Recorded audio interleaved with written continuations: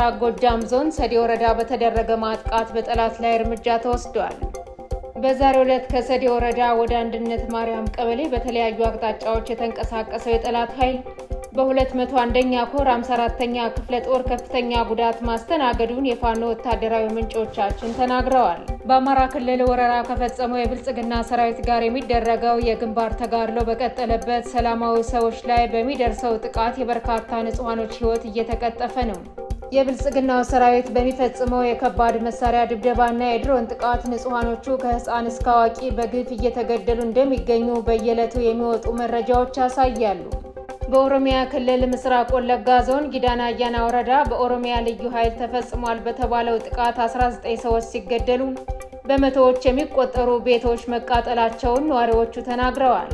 የቀድሞ የሰላም ሚኒስትር ዴኤታና የኦሮሚያ ክልል ምክር ቤት አባል አቶ ታዬ ደንደአ እጃቸው ላይ ካቲና ለማስገባት ፈቃደኛ ባለመሆናቸው በፍርድ ቤት ቀጠሯቸው ላይ ሳይገኙ ቀርተዋል። አድማጭ ተመልካቾቻችን እነዚህንና ሌሎች ተጨማሪ መረጃዎችን ይዘናል። ሰላም ጤና ይስጥልን። የጥቁር አንበሳ ሚዲያ አድማጭ ተመልካቾቻችን እንደምን አምሽታችኋል? ዕለተ ረቡዕ ታህሳስ 22 2018 ዓ.ም መረጃዎችን ይዘን ቀርበናል። ከዜናዎቹ ጋር ሰናይት አያሌው ነኝ። አብራችሁን ቆዩ። ወደ ዝርዝር መረጃዎች አልፋለሁ። በምስራቅ ጎጃም ዞን ሰዴ ወረዳ በተደረገ ማጥቃት በጠላት ላይ እርምጃ ተወስዷል። በዛሬው ዕለት ከሰዴ ወረዳ ወደ አንድነት ማርያም ቀበሌ በተለያዩ አቅጣጫዎች የተንቀሳቀሰው የጠላት ኃይል በ201ኛ ኮር 54ኛ ክፍለ ጦር ከፍተኛ ጉዳት ማስተናገዱን የፋኖ ወታደራዊ ምንጮቻችን ተናግረዋል። የጠላት ኃይል በንጹሃኖች ላይ ጥቃት ለመፈጸምና የአርሶ አደሩን ንብረት ለመዝረፍ ቢሞክርም በተደረገበት የደፈጣ ጥቃት ተመትቶ ወደ መጣበት ተመልሷል። በከባድ መሳሪያዎች ታጅቦ በተለያዩ አቅጣጫዎች በመግባት ጥቃት ለመሰንዘር ከፍተኛ ጥረት ያደረገው የብልጽግና ሰራዊት በፋኖ የመልሰው ማጥቃት ዘመቻ ያሰበውን ሳያሳካ ወደ መጣበት ተመልሷል ነው የተባለው።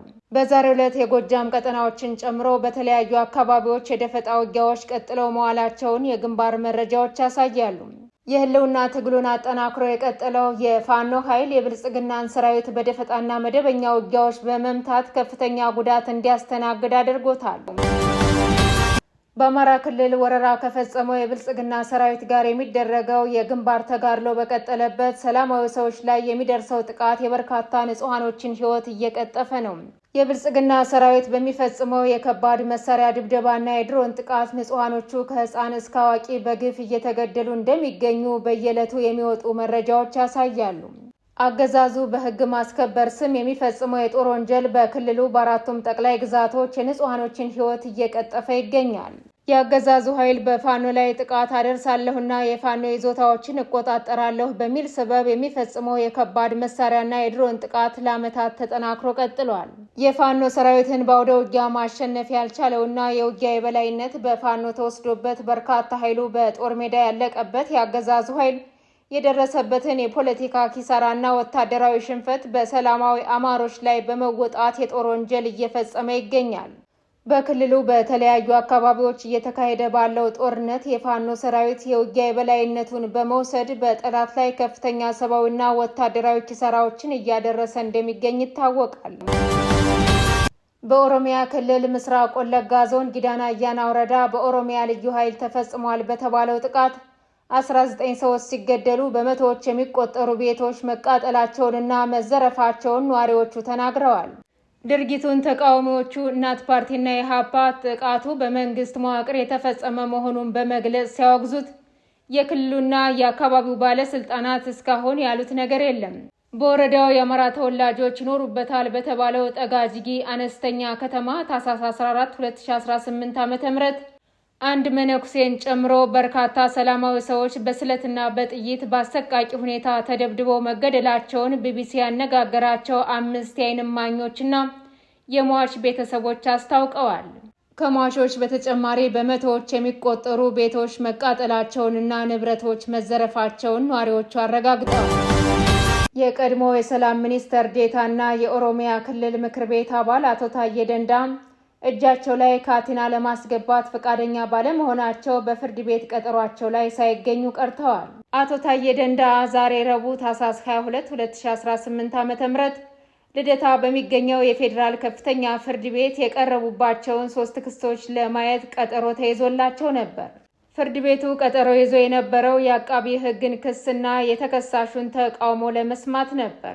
ይሁን እንጂ አቶ ታዬ ደንደአ ጠበቆች በችሎት የተገኙ ቢሆንም እርሳቸው ግን ሳይገኙ ቀርተዋል።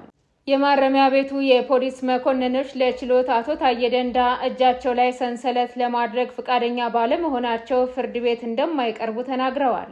ተከሳሹ አቶ ታዬ ቀደም ሲል ባለርጅ ምክንያት ሰንሰለት ማድረግ እንደማይፈልጉ ተናግረው ነበር። ፍርድ ቤቱ በበኩሉ የማረሚያ ቤት ፖሊስ ተከሳሹን በጥቃቅን ምክንያቶች ፍርድ ቤት አለማቅረቡ ስህተት መሆኑን ተናግሯል። በመጨረሻም አቶ ታዬ ደንደአ ሐሙስ ታኅሳስ 23 2018 ዓ.ም ችሎት ፊት እንዲቀርቡ ትዕዛዝ ተሰጥቷል። ወደ ሌሎች መረጃዎች ስናልፍ ባሳለፍነው ሳምንት ከእስራኤል የሀገርነት እውቅናን ያገኘችው ሶማሌላንድን በተመለከተ ኢትዮጵያ እስካሁን አቋሟን አላሳወቀችም። ኢትዮጵያ የቅርብ ግንኙነት ካላትና ከ2 ዓመታት በፊት የባህር በር የማግኘት የመግባቢያ ሰነድ የተፈራረመቻት የሶማሌላንድ የእውቅና ጉዳይ በተባበሩት መንግስታት የጸጥታ ምክር ቤት ሳይቀር መነጋገሪያ ሆኗል። ነገር ግን ኢትዮጵያ በዚህ ጉዳይ ላይ ያላትን ተቃውሞም ሆነ ድጋፍ ሳትገልጽ ከመቆየቷን በተጨማሪ የመንግስት መገናኛ ብዙሃን ለዜና ሽፋን ሳይሰጡ ቀናቶች ተቆጥረዋል። የእስራኤልን እውቅና ተከትሎ የሶማሊያ ፕሬዝዳንትና የውጭ ጉዳይ ሚኒስትር በዙሪያቸው ላሉ ሀገራት መሪዎችና የውጭ ጉዳይ ሚኒስትሮች ስልክ በመደወል ድጋፋቸውን እንዲሰጧቸውና የእስራኤልን እርምጃ እንዲያወግዙ ውይይት ማድረጋቸውን በገጻቸው ላይ አመላክተዋል። ግብጽ፣ ሱዳን፣ ጅቡቲና ኤርትራ የእስራኤልን እውቅና በይፋ የተቃወሙ ሀገራት ሲሆኑ ኢትዮጵያን ጨምሮ የኬንያና የኡጋንዳ መንግስት አቋማቸውን እስካሁን አላሳወቁም። እስራኤል ለሶማሌላንድ የሀገርነት እውቅናን ከመስጠቷ ከአንድ ቀን በፊት የሶማሊያው ፕሬዝዳንት ሼክ ሐሰን መሐመድ በአዲስ አበባ የአንድ ቀን ጉብኝት ማድረጋቸው ይታወሳል። የተወደዳችሁና የተከበራችሁ አድማጭ ተመልካቾቻችን ለዛሬ ያዝንላችሁ መረጃዎች እነዚህን ይመስሉ ነበር። የዩቲዩብ ቻናላችንን ላይክ፣ ሼር፣ ሰብስክራይብ እንድታደርጉ በአክብሮት እንጠይቃለን።